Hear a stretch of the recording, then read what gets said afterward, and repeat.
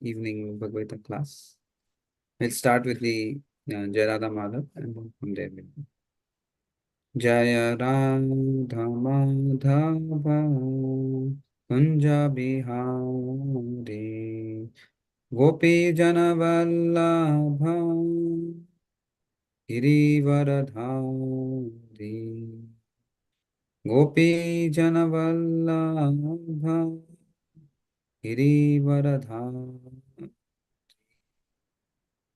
Yashodanandana Vraja Janaranjana Yashodanandana Vraja Janaranjana Yamuna Tira Vanachari Yamuna Tira Vanachari Jaya Radha Madhava Kunja Bihari Gopi Jana Vallabha Girivaradhari Yashodanandana Vraja Jana Ranjana Yamuna Tira Vanachari Hare Krishna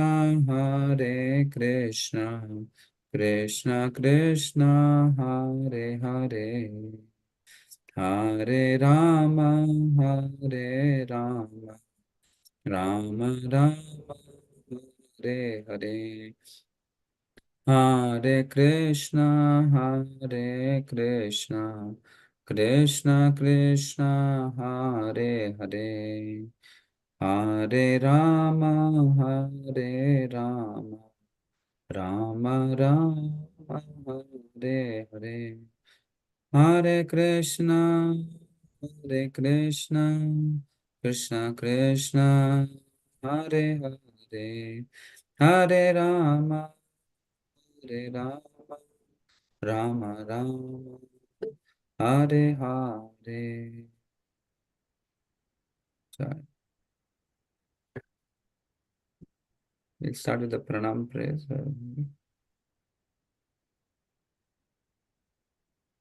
Om Jnanatimirandasya Jnananjanashalakaya Chakshurum Militam Yena Tasmai Shri Gurave Namaha Sri Chaitanya Manobhishtam Sthapitam Yena Bhutale Swayam Rupa Kadamayam Dadati Swapadantikam Vandeham Shri Guru Shri Yuta Padakamalam Shri Gurun Vaishnava Shri Rupam Sagrajatam Sahagana Raghunathanvitam Tvam Sajivam Sadvaitam Savadutam Parijana Sahitam Krishna Chaitanya Devam Shri Radha Krishna Padan Sahagana Lalita Shri Vishakhanvitam Styanam Nama Om Vishnu Padaya Krishna Prishtaya Bhutale Shrimate Bhaktivedanta Swami Niti Namne Namaste Saraswati Deve Gauravani Pracharine Nirvishesha Shunyavadi Pashyata Deshatarine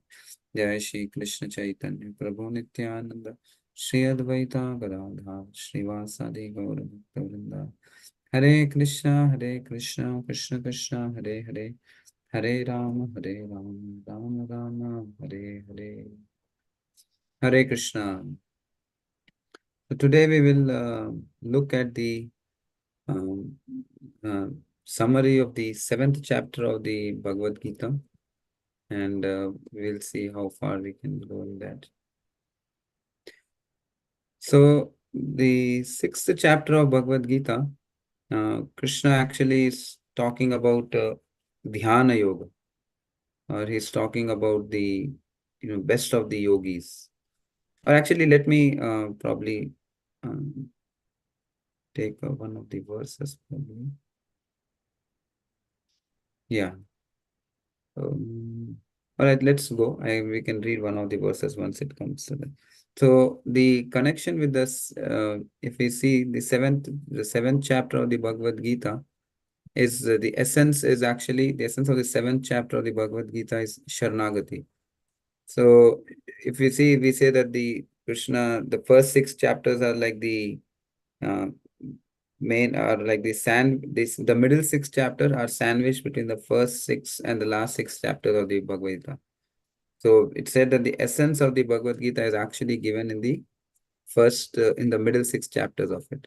So we see when in the sixth chapter of Bhagavad Gita, Krishna is actually talking about the yogis, and he's saying that there are so many kinds of yogi. He says that the yogi is better. At the end of the sixth chapter, Krishna is saying a yogi is better than a karmi, a jnani, and then he says, therefore, Arjuna, you become a yogi. Krishna says that, be the best of the yogis. He says, yoginam api sarvesham madgatan antaratma. So that's how the sixth chapter of the Bhagavad Gita concludes. And then he says, one who is always united in me, he's a Shraddhavan. Shraddhavan means he's the best of the yogis. So, and then in the sixth chapter, Krishna also describes the different process of how to sit. He talks about, the breathing posture, and then he talks about how one should focus one's mind, and try to, okay, basically Krishna is explaining about Ashtanga yoga. He says so many things, but then he concludes. He says that the best of the yogi is one, yoginam api sarvesham. Yoginam api sarvesham, meaning that the best of the yogis is the one who is actually surrendered unto him, or uh, who is always thinking of him. So that's what he actually mentions. Who he always thinks of him, and he is always rendering transcendental loving service unto me. Madgaten antaratmana. Shraddhavan. Shraddhavan means Shraddhavan means in full faith. He has a full faith in Krishna. And Samay Yukta Tamo Mata. He says that kind of a yogi is the best. He says. And when the seventh chapter is beginning, generally, if you see, look at the every chapter, the trend in every chapter, every chapter starts when Arjuna asks a question, and then Krishna actually responds to the question. And that's how the progression of the chapter continues. But in the seventh chapter, Krishna was so eager and enthusiastic that even without Arjuna asking any question, Krishna started beginning to speak actually. He didn't wait for Arjuna to ask any questions. So that's because Krishna actually is so enthusiastic, or he was so eager to share this knowledge of the seventh chapter of the Bhakti Yoga, the knowledge of Sharanagati. And he doesn't wait for Arjuna to ask any question. He says, Maya Sakta Mana Partha. Let me share this maybe. Mm,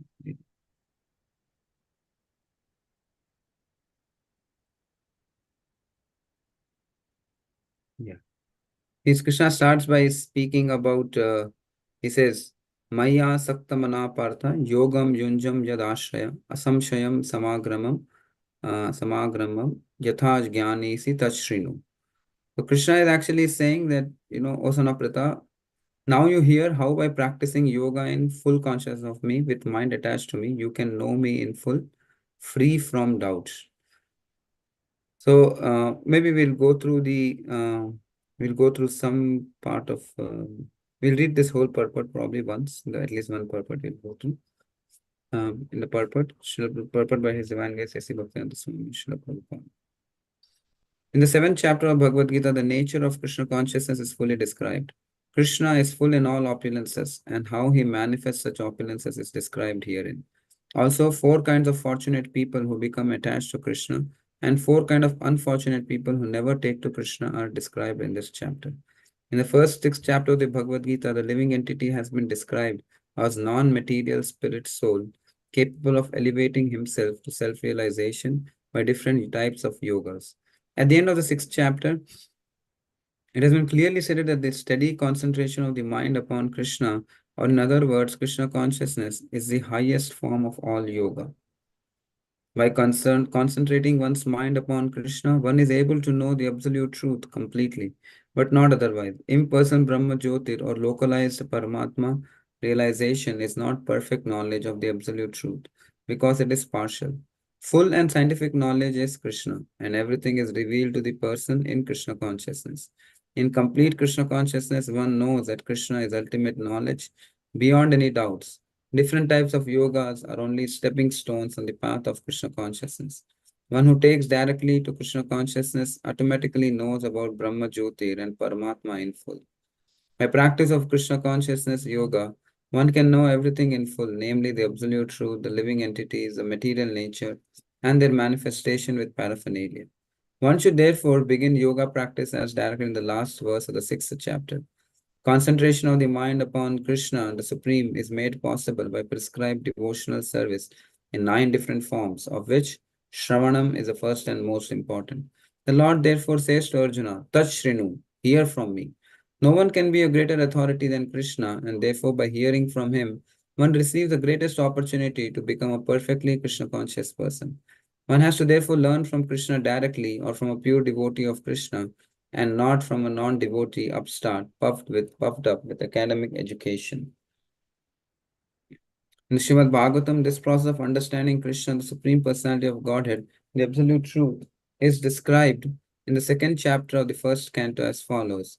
Shinvatam Sakata Krishna Punya Shavana Kirtana Hridayam Tasya Bhadrani Vidhunoti Srahutsatam Nashtaprayeshu Bhadreshu Nityam Bhagavata Sevaya Bhagavati Ruttama Shloke Bhaktir Bhavati Naishiki तदा राजस्तमो भावा कामलोभादयश्चये चेतयेते रणाविद्यं स्थितं सत्त्वे प्रसीदति एवं प्रसन्नमनसो भगवद्भक्तियोगता भगवत्तत्त्वविज्ञानं मुक्तसङ्गस्य जायते विद्यते हृदयग्रन्थे छिद्यन्ते सर्वसंशया क्षीयन्ते च कर्माणि दृष्टे एवात्मनीश्वरे.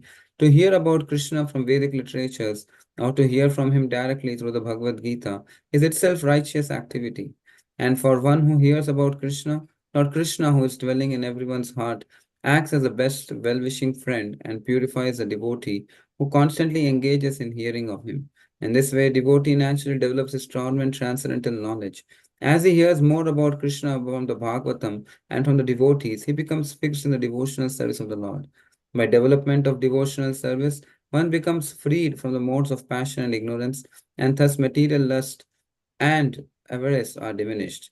When these impurities are wiped away, the candidate remains steady in his position of pure goodness, becomes enlivened by devotional service, and understands the science of God perfectly.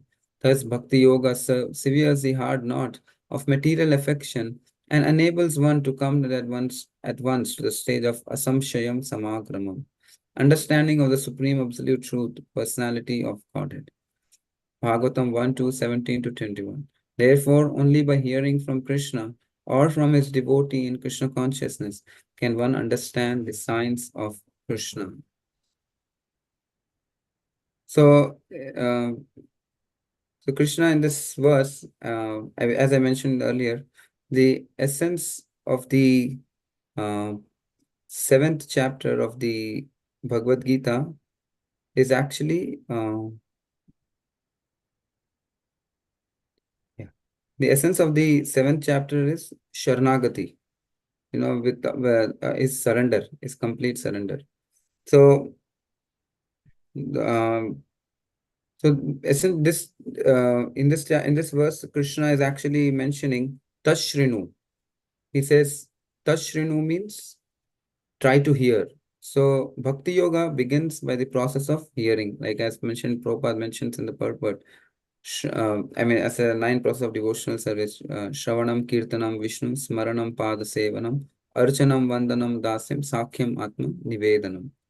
So, the Bhakti Yoga, the process of, from this chapter, Krishna is beginning the process to explain about Bhakti Yoga. He is explaining what actually is Bhakti Yoga and what is the essence of Bhakti Yoga is Sharanagati. And how one can have, what happens when one has surrender? One can actually see Krishna everywhere. So that's what one of the main themes of this chapter is to see Krishna in everything. That can happen only when there is surrender or Sharanagati, when one takes shelter of the Lord. And that's what is being explained in this. And then Jiva Goswami also explains what happens actually when we hear. He says, Shravana Dwara Kinchit Anubhavati Bhuti, means when we hear about Krishna, we not only get information, but we also get experience. There is some Vigyan is also coming in the next verse of the Bhagavad Gita, in the second chapter of, in the, not in the second chapter, in the second verse of the Bhagavad Gita, it actually, let me share that screen.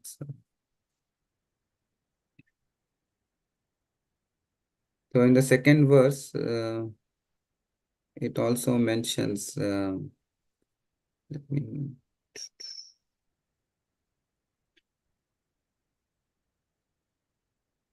yeah. So in the second verse, it says, Jnanam teham sa vijnanam idam vakshyami asheshata yad gyatva nehan bhuyonyaj gyatavyam avashishyate. It says here that here Krishna is saying that I will declare both the kinds of knowledge. What kind of knowledge? Both Gyan and Vigyan. Krishna is saying that I will explain both the things. So the key part is that in the first verse, Krishna is saying that we should hear actually, and then then a lot of things can, then we, as Jiva Goswami mentioned, that we can actually get Gyan as well as some Vigyan. Vigyan is coming, with that Vigyan only comes when we hear from authorized source, the person who is faithfully in serving from the parampara, is repeating the message of the parampara. It's not just something that one speaks from the mind or not from the speculation. Then tashrinu. Tashrinu means when we hear that, then that gyan, vigyan comes to that person actually.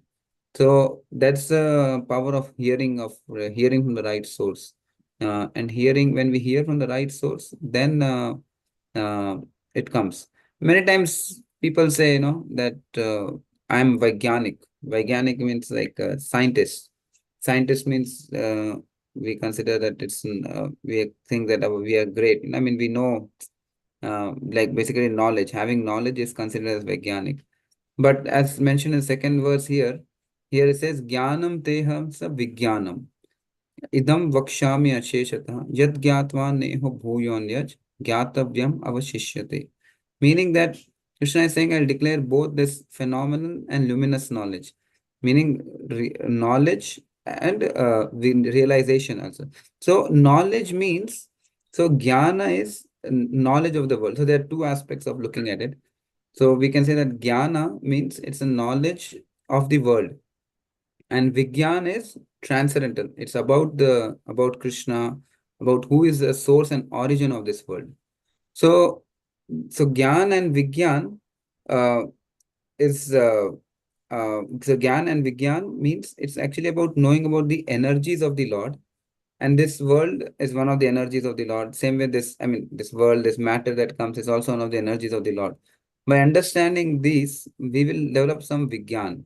We'll get what is that Vigyan? That Vigyan is that we'll get a glimpse of who is actually the controller of the world, who is the controller of this world. So that is kind of Vigyan. And obviously there is another layer of understanding is that both Gyan is knowledge and Vigyan is Gyan is a knowledge which is explained in the Shastras, and Vigyan is a means to make this knowledge practical and realizable. So that can be also considered as Vigyan. There's another way of seeing it.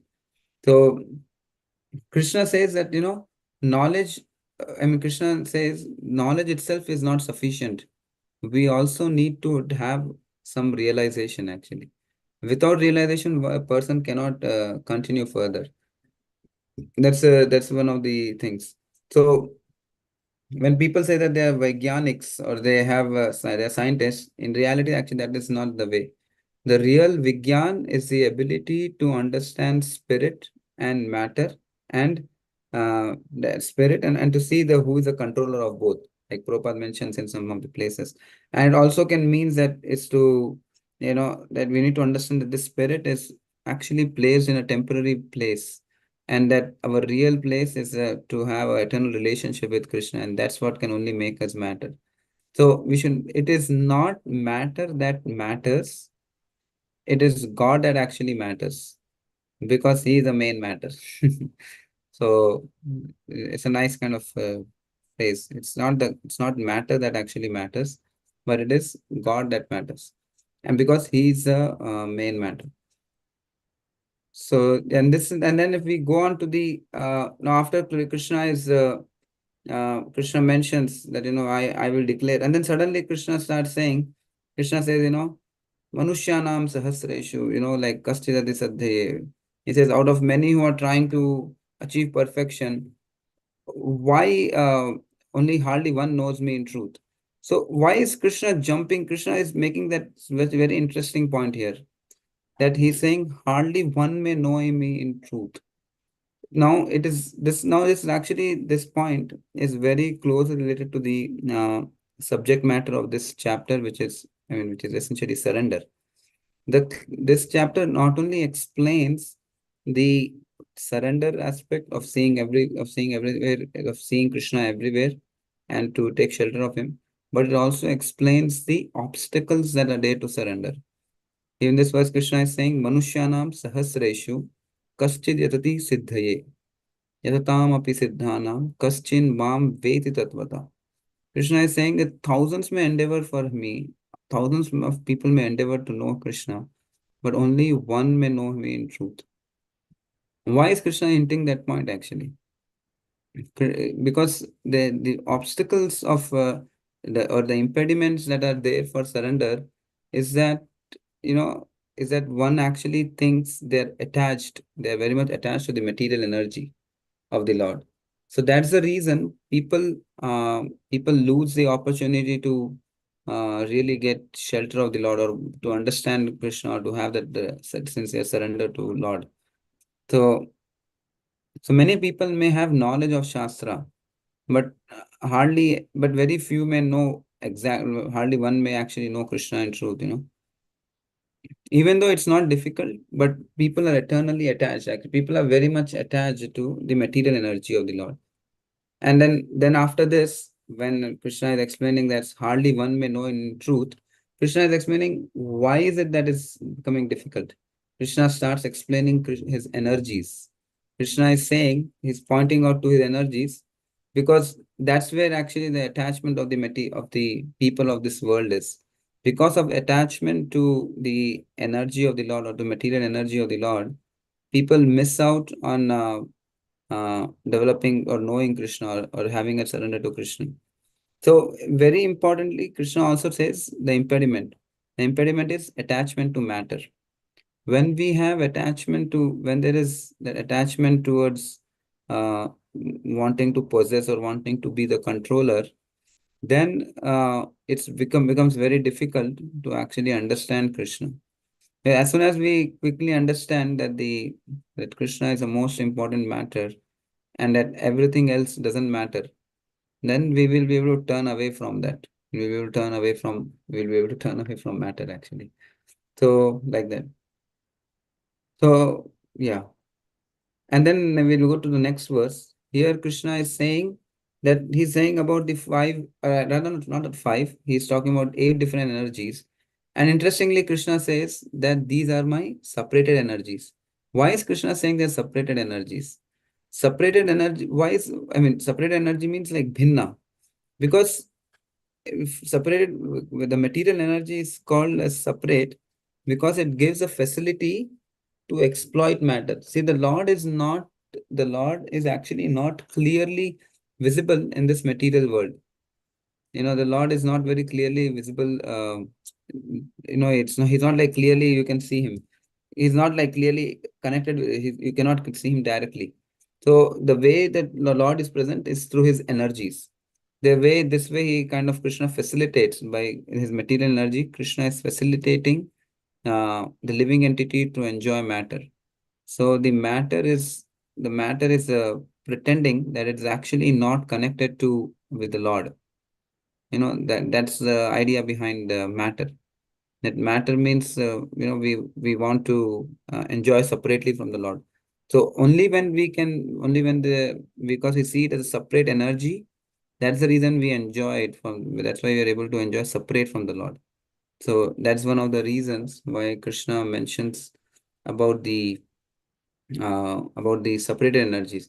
And then after once he mentions about these, he's not only saying that there is material energy. Now he's actually pointing that there is some superior energy as well.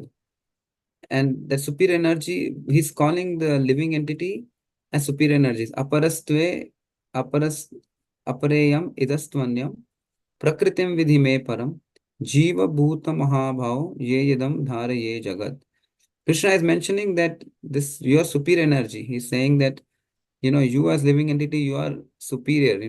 He's trying to say that don't degrade your energy, don't degrade your consciousness by absorbing in matter, because you are actually superior. And if we absorb our energy in matter, we will become like matter.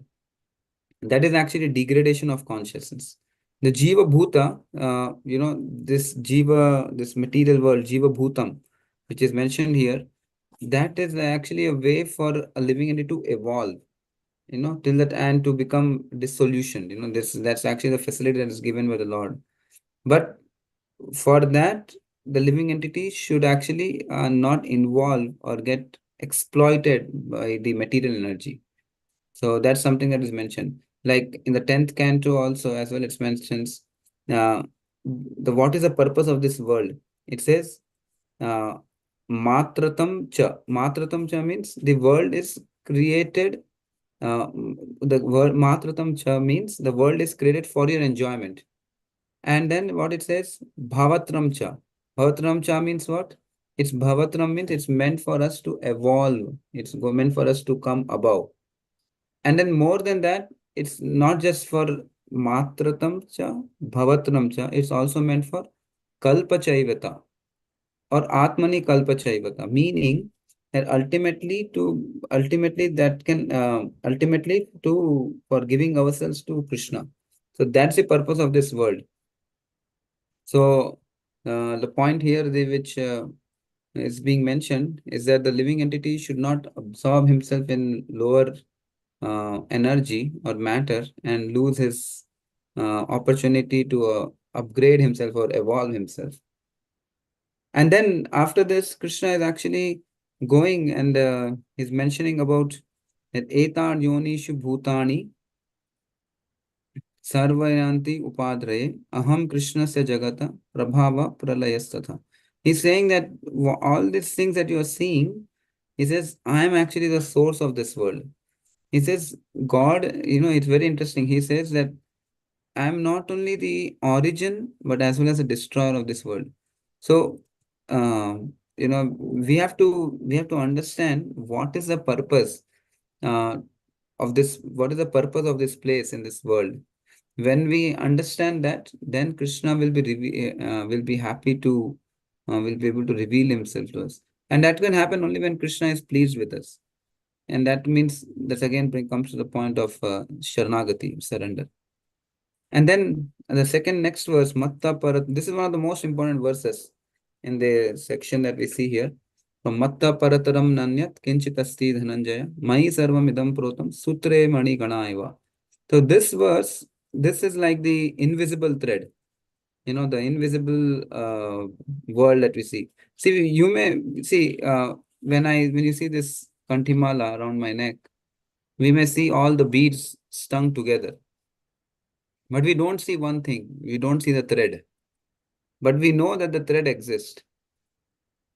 Same way, Krishna is actually that invisible thread that is hanging that is holding everything together. We see so much order. We see so much of, we see so many things everything is in order. Everything is in properly placed.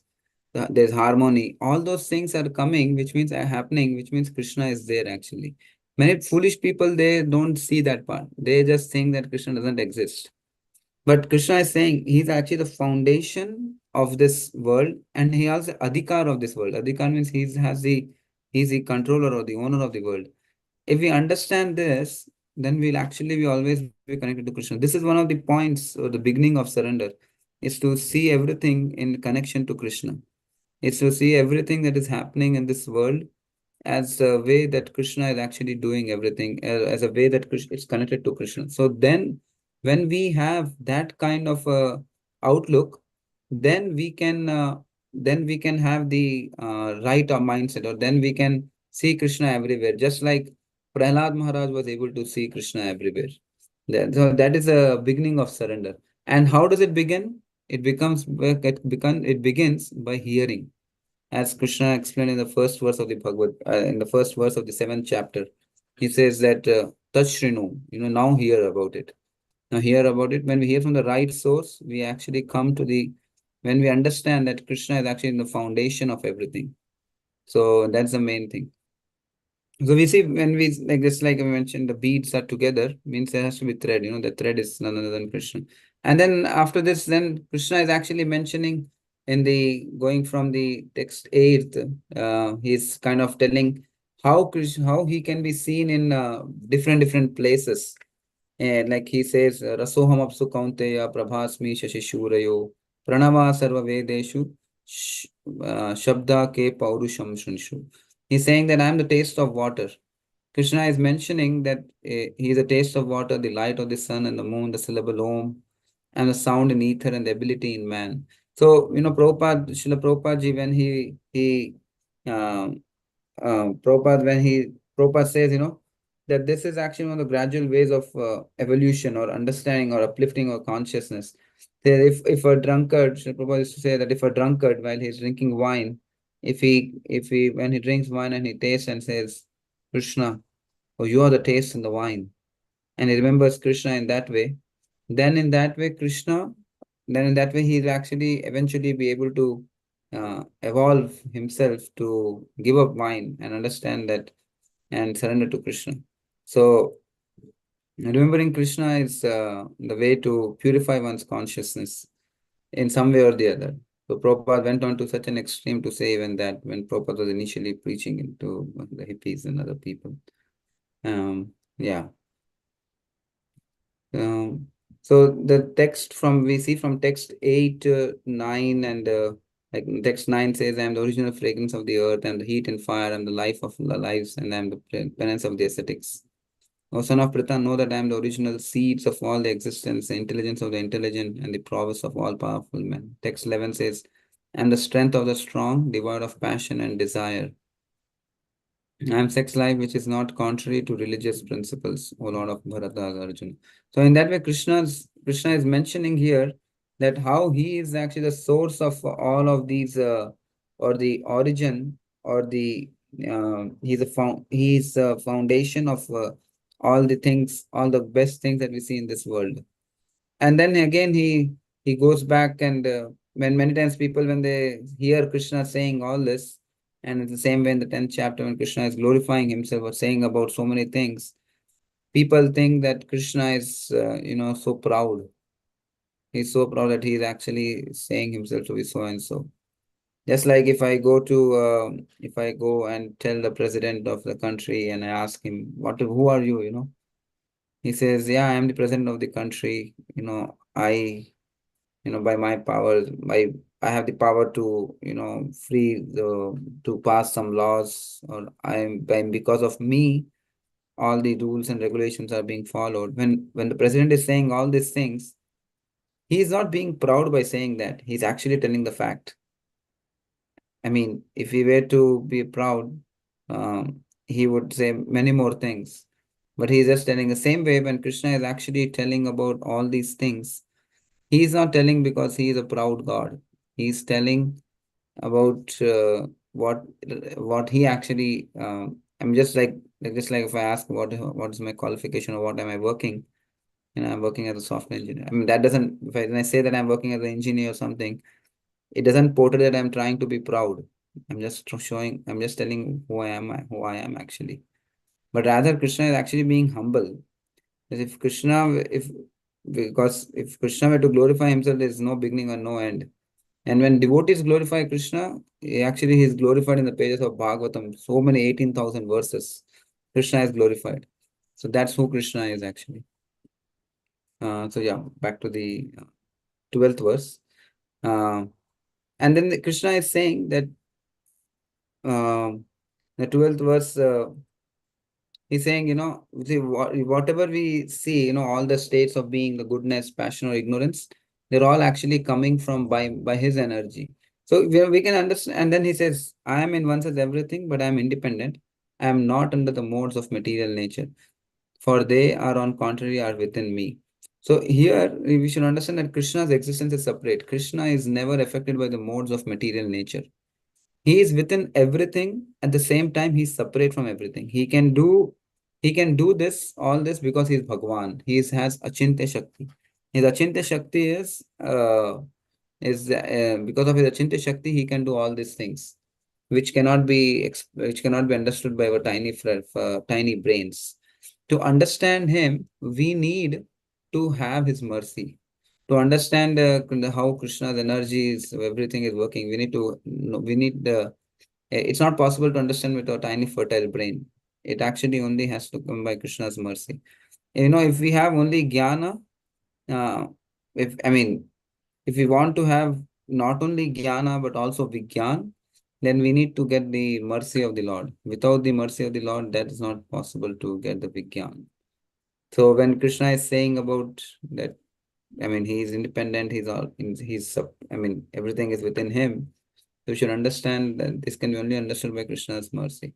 And in the next verse, Krishna is saying, deluded by these modes, the whole world does not know me, who am above and inexhaustible.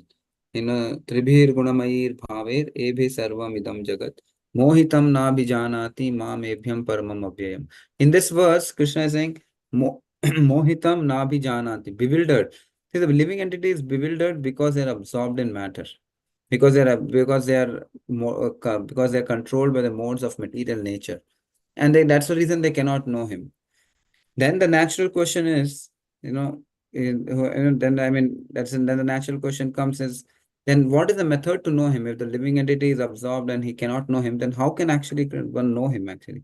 And that Krishna explains in the 14th verse, one very important verses. He says, Daivi hi eshu gunamai mama maya durattaya mame vaye prapadyante mayam etan tarantite. This is one of the most, this is a middle, this is a middle verse of the 7th chapter, which is one of the most beautiful verses, and which explains the process of surrender actually. And this is where it all comes down to. So Daivi that we see, Daivi, he's actually mentioned here as transcendental. Daivi also means variegatedness. Basically, it's like such a strong effulgence, or it's like basically like the Leela Shakti of the Lord. So Krishna is saying that this is actually his energy. It's kind of his Krishna. Krishna makes an understatement here. I heard it from my Guru Maharaj, Radhanath Swami Maharaj. He mentioned one of the classes that the material energy, when Krishna says that Daivi Heshu Gunamai Mama Maya Duratyaya. Duratyaya means very difficult to overcome. Krishna is actually, my spiritual masters mentioned, that's actually when he says that it's very difficult to overcome, Krishna is actually making an understatement. Understatement why? Because it's actually not difficult, it's actually impossible to overcome on our own. But then Krishna also gives the process of how we can actually get over it. Mam evaye prapadyante. Maya metan tarantite. Mam evaye prapadyante means those who actually surrender onto him. So just like, you can compare the material energy or the material world to be like material energy to be like a dog. Let's say I go to someone's house and outside the house there is a big signboard which says, dogs are there, be aware, dogs exist. And as soon as we go, you see the dog may come running behind us, he may bark at us loudly, and he may be like all over the place, and we are not able to do anything about it. But if the owner of the boss says, just claps and says, hey, come on, stop it, don't do anything to him, just leave him as it is. And then the dog will the dog will, without saying anything, he will just wag his tail and he will go back. So this is actually Ma Mevaye. When we surrender, when Krishna actually says to the material energy that, hey, don't trouble him anymore. At that point of time, Krishna or the material energy will not trouble us any longer. So many times people in this world, they surrender. Uh, People sometimes surrender to, so many places, so many things. They surrender to doctor, they surrender to so many things. But Krishna is saying, Ma me vaye. Very specifically, Prabhupada, when he's mentioned this verse, he was saying, Ma me vaye means he is telling onto me, only onto me. He's not mentioning about anyone else. He's saying only me, only me, certainly. When actually a living entity surrenders only to Krishna and only and no one else, then then Krishna will help. Then Krishna will let the material energy let loose. The effect of material energy let loose on that particular living entity. So that's it. But then now when Krishna says that, this is a process, and then Krishna immediately comes back and says, out of sympathy, Krishna, when he says the heart, Krishna's heart is very compassionate. As soon as Krishna says that, yeah, this is the way to overcome, then naturally there is a feeling of, we feel the Krishna feels a little bad that, oh, yeah, but there are some sinful people, like it's like saying, this, all these are nice, but there is one of these, like in a school or in a class, when teacher is saying, hey, this is the way that you can prepare for the exam and you can clear the exams. He's trying to explain, and then suddenly then suddenly the teacher will start pointing, saying, but there are some foolish people who will, even in spite of telling all this, they will still not follow. And that's more out of compassion that Krishna says. In the next verse, Krishna starts saying, but there are some people who will, in spite of even telling all these things, they'll still not follow. And then Krishna says that there are some sinful people who will not surrender unto me. Namam dushknito muda prapadyante naradama maya aparita jnana asuram bhavam ashrita. So in this verse, Krishna says the four kinds of people who will actually not surrender to me. These are basically the four kind of people who are very much attached to matter. They only know the material nature, so for them it doesn't, for them Krishna doesn't make much of a thing. They will not be interested in surrendering to Krishna.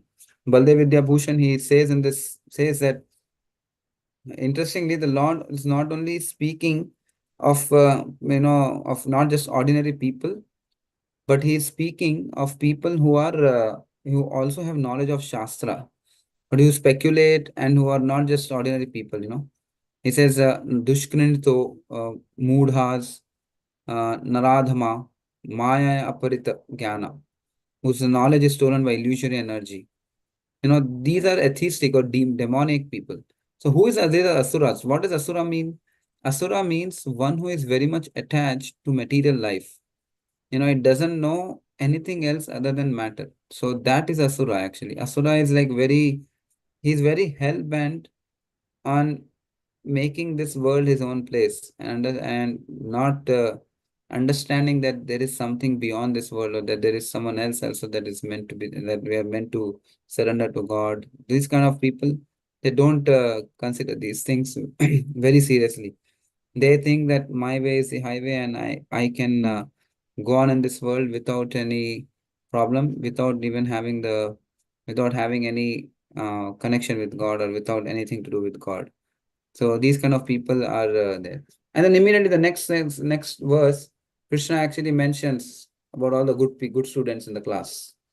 He says, Chaturvidha bhajante ma jnana jana sukriti no arjuna artho jigyasur artharti jnani cha bharatar sabha.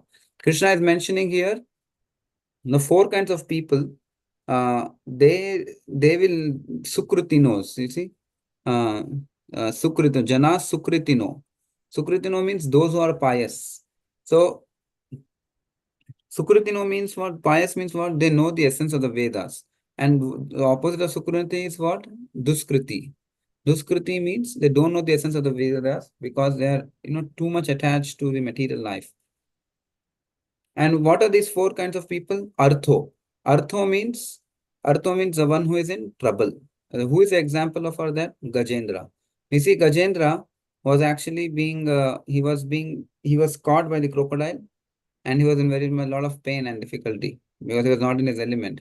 At that time, he his motivation was not to surrender to God, but his motivation was to get rid of this thing. So then, even though the motivation was not right, Krishna still accepted him. Krishna, when he actually offered a lotus flower and he offered wonderful prayers, at that time we see that Krishna became very pleased and he protected him. He took his surrender very seriously, Krishna. And the next kind of people is Jigyasu. Jigyasu means what? Jigyasu means what? They are eager to know the truth. And like, who are these kind of people? They are the sages of Naimisharanya. We can say, like, take them as example. They are not particularly interested in uh, in surrendering to Krishna or knowing about him, but they were interested only in just acquiring knowledge, or they just wanted to know the truth. And in that process, they heard Bhagavatam and they became purified and they became devotees. And then the third one is Artharthi. Artharthi means who wanted something, they are desires of material gains. And who is the example for this? Dhruva Maharaj. Dhruva Maharaj, he had desire to have a kingdom greater than the Lord Brahma himself. But after he followed the instructions of Narad Muni and performed bhakti, then all his material desires got purified. And at the end, he didn't want anything. But then he says, when he offered prayers to Lord Vishnu, who came, he says, I was actually looking for broken pieces of glass, and you have come in front of me, and I got a rare diamond. So, so that's how actually the Artharthi is. Artharthi means he wanted some material gain, but then Krishna purified him. Krishna purified it, and then he kind of went on to become a pure devotee later. And so these three, we see this Artho, Jigyasa, or Artharthi, they are all Sakama Bhakta. Sakama Bhaktas means they had some material desires which they wanted to fulfill by surrendering to the Lord. So, but then the fourth kind of thing, Jnani. The Jnani is actually Nishkama Bhakta. Nishkama Bhakti means what? He is actually he wants to know the truth, just for the sake of he wanted to learn about the absolute truth. Krishna actually even glorifies him. He glorifies Nishkama Bhakti or the Jnanis. Even the next verse, he says, Tesham Jnani Nitya Yukta. Eka Bhaktir Vishishyate. Priyo hi Jnani no Atyartham. Aham Sacha Mama Priya. So he says, of this all four, who is the most best to me? The one who is actually Jnani. A Jnani is very dear to him in a way because he's always engaged in serving him. Eka Bhakti Vishishyate. Eka Bhakti means ekanta, he's not diverted or not diluted about anything. He's not he's only only one goal, not many other goal, not Bahushakha. Bahushakha Anantasya. He was only focused on one goal. He's very fixed on serving the Lord. Even the Bhagavatam says Ekanta Bhaktir, like fully focused bhakti. The Lord glorifies his jnani because he is one pointed, Ekagrata Chitta. When, Ekagrata Chitta, even the Patanjalis, they actually say that when the mind and conscience becomes one pointed, then actually one can actually meditate. And it's not one mind, it's only one point, not Bahushaka. Because one pointedness is actually the place where one can start meditating. So that's the power, that's the thing where Krishna mentioned, Eka Bhaktir Vishishyate. Priyo hi jnanam atyartam. So for such a person, Krishna says, I am very dear to him. I'm very dear. He says Krishna loves them actually so much. And then, uh, same thing. So even for everyone, he's mentioning the same thing. I mean, even the text 18, he says, Udara sarve evaite jnani to atmeva me matam. Astitha sahi yuktatma mam evatnu tamam gatim. But Krishna at the same time says that, it doesn't mean that just Jnani is best. He says all those are actually great souls.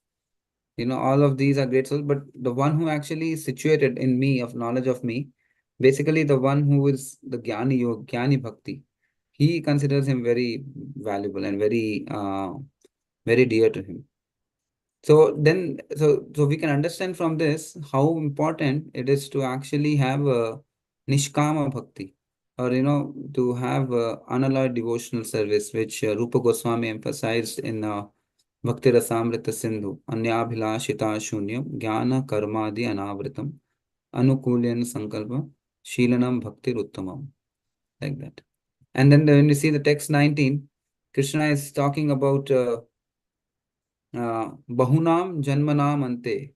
And how is that how is that person becomes Jnanavan, or how is that one person becomes to that level? Is that that comes from oops, wait a second.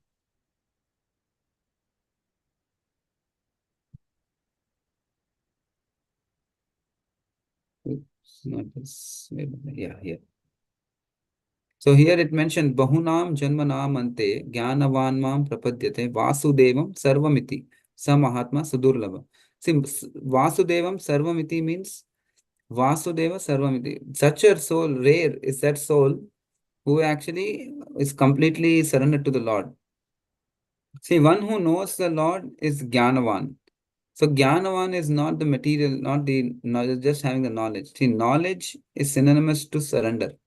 See, there is no point in just knowing the Lord and not being surrendered. The surrender means that we have the understanding of who the Lord is, who can fulfill all our desires. Vasudevam Sarvamiti. So Vasudeva Sarvamiti means what? It's rare is that in the soul, Vasudevam Sarvam Iti. One who is actually considers Krishna to be everything. He surrenders everything to Krishna. So such a soul is very rare because many of the people in this world that we see, they are bewildered by the influence of material energy. They have actually turned their consciousness away from Krishna. They have turned their consciousness away from Krishna. But such a the soul who is actually surrendered to Krishna, he has turned his consciousness away from matter, and he understands that there is no happiness in this world. Without the mercy of the Lord, the living entity will always be attached, and will always be bewildered in some way or the other. So that's what is actually being mentioned. I have another 10 minutes. I will quickly complete few more are there. Yeah. Yeah. So now Krishna is saying, he says, how actually what is the right knowledge? The knowledge which one impels one to surrender to Krishna. And then he says, and again immediately he says, comes to the other point. He says, but what about the others? Kama is just the Rita Jnana. Rita Jnana. Rita Jnana means what? Deprived of knowledge. One who doesn't have the right knowledge, then what happens? Their buddhi is lost. They don't have clear intelligence. So intelligence helps in discrimination. They lose the discriminating power. And when they lose that, what happens? They are not really going ahead in their journey, or they're not really evolving in their process of surrender.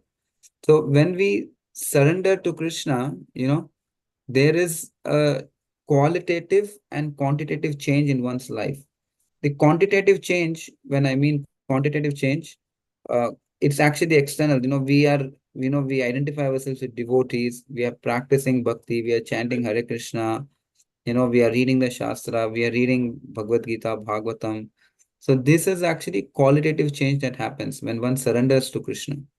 And qualitative surrender is the internal purification of the heart is happening, wherein one is, getting rid of the lust, anger, greed, or the lag, which lags is lag.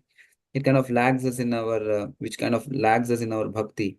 One is able to get over those, one of the anarthas that are pulling one down. One is by the process of surrender and gradually practicing the path of bhakti yoga by chanting, hearing, associating with devotees, then one is able to get over those things. So that is a qualitative change in one's life or one's consciousness that happens. And that happens when but the person who is not able to do, or rita jnana means one who is deprived of knowledge. His mind is focused on he's not really growing anywhere. Rather, he's just degrading himself in this cycle of birth and death, like that. And then again, the same thing here in the text 21 to here again, he's saying that Krishna is saying that yo yo yam yam tanum bhakta shraddhayar chitam ichhati tasya tasyachalam shraddha tam eva vidadhamyaham. He's again describing what happens to the person whose intelligence is lost. He's saying that, he is, because his desire is not to surrender to Krishna, he is still, because Krishna is a supreme father, he's still facilitating their desires. and if they desires to worship some demigods, Krishna makes it steady and he allows him to devote himself. And again in text 72, again Krishna is mentioning that, when he worships such a particular demigod, but in actuality, Krishna is saying that I am the one who is actually helping him.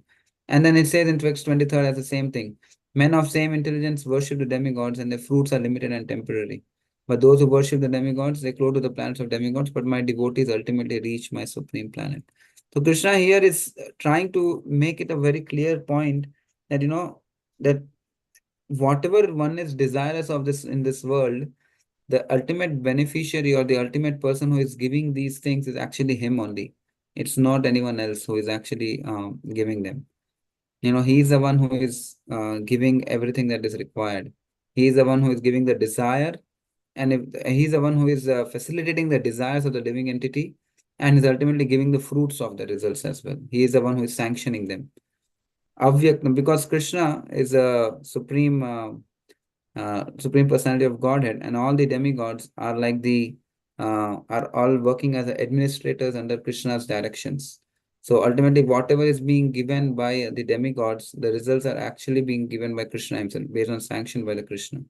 Without sanction from the Krishna, nothing will happen. And then Krishna is saying in the text 24, Avyaktam Vyaktim Apannam Manyate Mam Budhaya Param Bhavam Ajananto Mam Avyam Anuttamam. So here Krishna is saying he's saying that not intelligent people, they think from Avyaktam, Vyaktam comes. Avyaktam means what? Non-manifest. Let's say non-manifest, unintelligent men, they think that uh, Krishna came from a impersonal to Krishna came that was basically their idea is that from avyaktam. Avyaktam means from non-manifest, manifest comes. But how can that happen actually? This is a very foolish idea because this is another impediment on the path of surrender. We talked about one of the impediments on the path of surrender, which Krishna explains in the beginning verses, where he says that those who actually are attached to the matter, they cannot surrender to Krishna. See, surrender means it has to be a personal God. It cannot be some impersonal actually that can surrender to Krishna. Can we surrender to air? Can we surrender to water? We can't surrender to those things. Surrender means that I subjugate myself to higher powers. If someone is impersonal, then how can I surrender to him? It's not possible to surrender to Krishna in that way. So that's something that Krishna explains in this verse. And then in the next verse, 25, text 25, Krishna is mentioning, Naham prakasha sarvasya yoga maya samavrita mudoyam nabhijanati loko mam ajam avyayam. Meaning that Krishna says that people actually can understand me, He says, my maya energy is covering them. Krishna says that I'm my internal energy, they are actually my internal, by my internal energy, I'm being covered by them. They can't see me actually. So Krishna chooses whom to show himself and whom not to show. And then Krishna is saying next, Vedaham samatitani vartamanani charjana bhavishyani cha bhutani mam cha vedana kaschana. Krishna is mentioning here, everyone that we see in this, Krishna is saying that I know everything that has happened in the past, in the happening in the present, and all that's yet to come as well. So I know, Krishna says, I know everything, which means basically Krishna is not in Maya. Then all the things that we see, Krishna has all the things that are going to happen, Krishna actually knows already. Does it mean that Krishna also knows what the living entity's desires are? No, Krishna doesn't know that, but Krishna knows by the kind of association and the environment we are, what we are going to choose. Krishna knows about that. So that's one that is being mentioned here. So all this is happening. The Krishna can know everything because Krishna is not covered by material energy. He is not covered by Maya. But why is it for the living entity? Why is living entity in Maya? That's living entity is in Maya because Ichha Deshu, 27. Ichha Dvesha Samuthena Dvanda Mohena Bharata Sarva Bhutani Sammoham Sarge Yanti Parantapa. This is one of the most important verses here again. See, everyone that we see in this world, they are actually born. There is always this Ichcha and Dvesha. We are stung by the, two things like a pendulum. We go on one end and the other. Ichcha, we like something, we hate something. So that is like a pendulum that in which a living entity is going under. So that is called Ichcha and Dvesha. So everyone who is born is actually bewildered. And our bewilderment is because of hatred and attachment. We sometimes we feel hot, we like cold. Sometimes we like the good. We sometimes we think he's good, he's bad. We think that this person is my friend, he's my enemy. All these. Some days some person might be your friend, and the other day that same person whom we consider our best friend, we might consider him to be as our enemy, because we are actually going by the dictations of the mind and what we think, what we perceive as or what we are considering as duality. We are bound by duality. That's the reason we consider things to be good or bad, or friends and enemies. This is what happens to us. But until and unless we come to the point, we stop this judgment of being good and bad, and we understand that saying everything is good, whatever is there, everything is good, because we see it everything in relationship to Krishna. We see it as per it's a will of the Lord.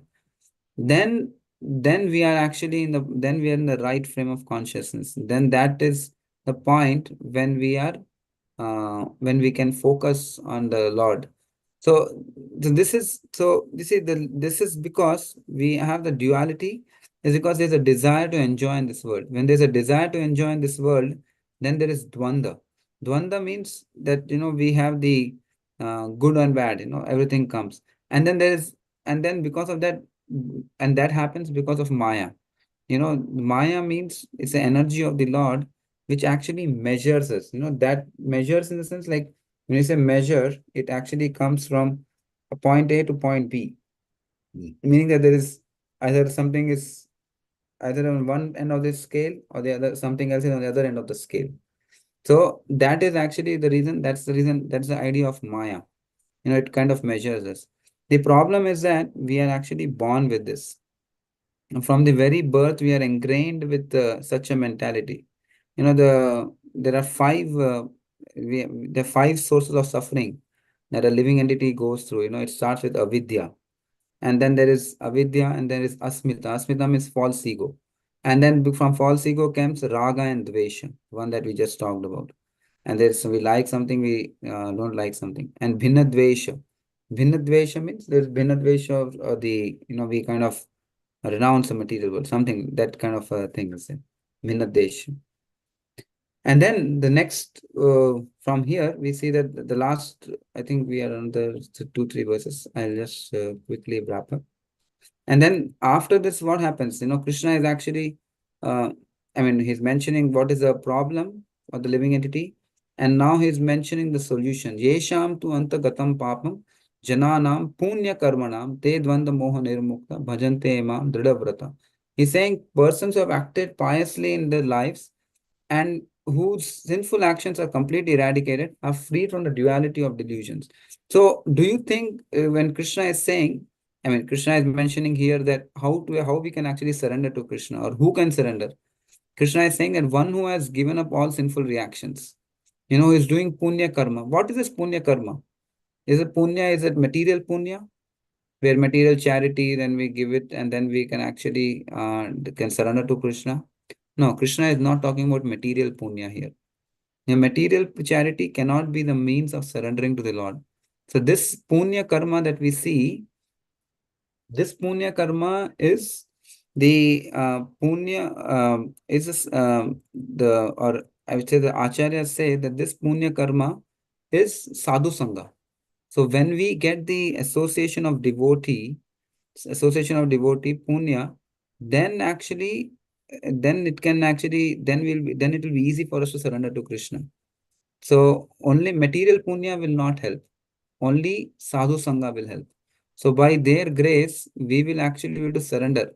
And when we please a devotee, or when we serve a devotee who is surrendered to Krishna, and if he praises or if he blesses us, then with that, by his grace, one will be able to surrender actually. It's not by one's own means that one can surrender to Krishna. It's not possible by our means. So that punya karma which is being mentioned, we hear the same word from the Srinvatam we hear in the same verse from the Srimad Bhagavatam, in the second chapter of the first canto, where it says Punya karma, which is basically comes by hearing Srimad Bhagavatam and serving the Bhagavatam, by serving the pure devotees of the Lord.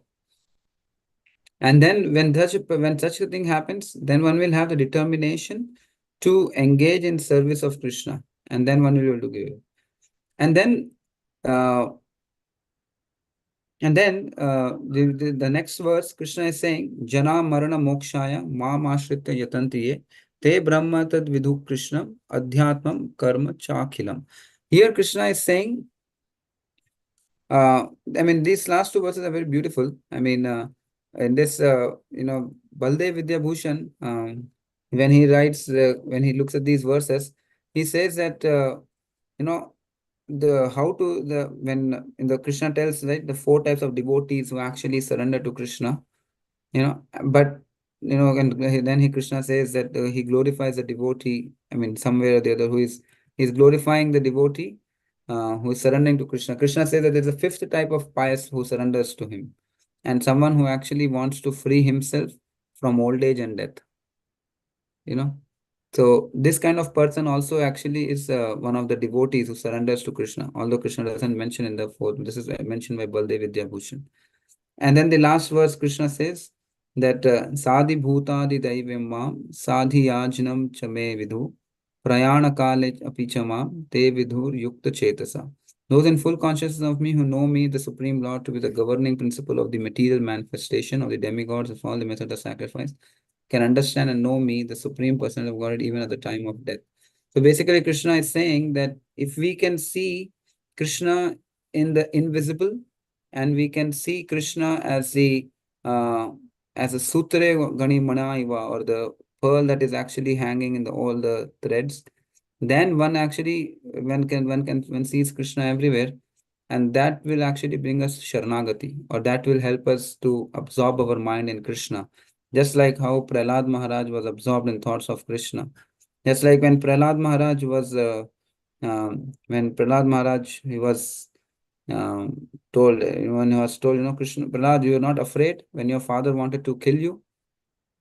Or when Prahlad Maharaj was asked, when you were not afraid when your father wanted to throw you in the pit of fire? Prahlad says, no, why should I be afraid? My father was, fire is actually nothing but the Agni, or the mouth of the Lord. Why will I be afraid when I go into the mouth of the Lord? Okay, no problem. What about Prahlad, when you were given the poison? Says, why should I be afraid of poison? Poison comes out from where? It comes from the churning of the ocean. And when the ocean was churned, then who came? Poison came. And along with poison, who came? Lakshmi ji came. And who is Lakshmi? Lakshmi is my mother. And in a way, poison is like my mama. Why will my mama want to harm me? Why will my maternal uncle want to harm me? So I am not afraid of him. So in this way, Prahlad was able to see Krishna everywhere in everything actually. So, and that's why he was able to have complete absorption of the Lord, and he was completely surrendered to the Lord in that way. So I will pause here. I think I just this was just a brief summary of the seventh chapter of the Bhagavad Gita. Thank you very much. Prabhu, is anything, any comment or anywhere, any correction you would like to make? I can't hear you, Prabhu. Can you hear me now, Prabhu? Yes, I can hear you. Oh. Let me just check, the YouTube and Facebook. Okay, we don't have any comments there. Yeah, but I know that there are devotees there listening. They take the time from their busy schedule or Wednesday and they're listening. I know that because the devotees, they do come to me later and say, hey, such and such lecture was very nice and all that. So it looks like they are listening. Sure, So sure.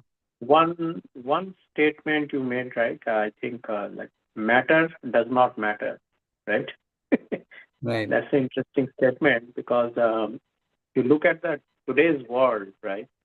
Everyone, like from the top to the people who are leading, either administratively or in the academic world, for them what matters is only matter. Yeah. And it's even the consciousness and all this, that's fine. That's also like material interaction. That's how they look at consciousness and everything. So and that's basically the reason why our world is in such a dire state, because we are doing so many things, inventing so many things, but there is no happiness, and the Yes. soul is craving for more and more. Yes. So, thank you, Thank you, and Prabhu. thanks for the seventh chapter. So seventh chapter is from where the bhakti yoga starts, right? Yes. 7 chapters from Bhakti Yoga. And looks like Prabhu, you read also some of the Baldev Vidyabhushan.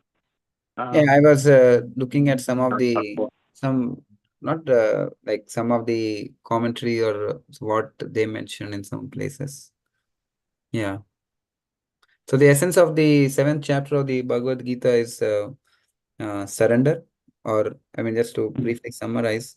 Uh, so Krishna, when he ends the 6th chapter, generally every chapter when it ends, uh, Krishna only starts the chapter when Arjuna questions him. But 7th chapter is a place where Krishna starts even without Arjuna asking a question. It starts with Bhagavan Uvacha. Because Krishna is so eager and enthusiastic to give this knowledge of Bhakti Yoga that he doesn't even wait for Arjuna to ask any questions. Because he feels that this is more important. And in the 6th chapter, he concludes by saying that, yoginam api sarvesham. He says that, you be a yogi, you have to be a yogi. He says Krishna is talking about, that somehow that you be a yogi because yogi is the best.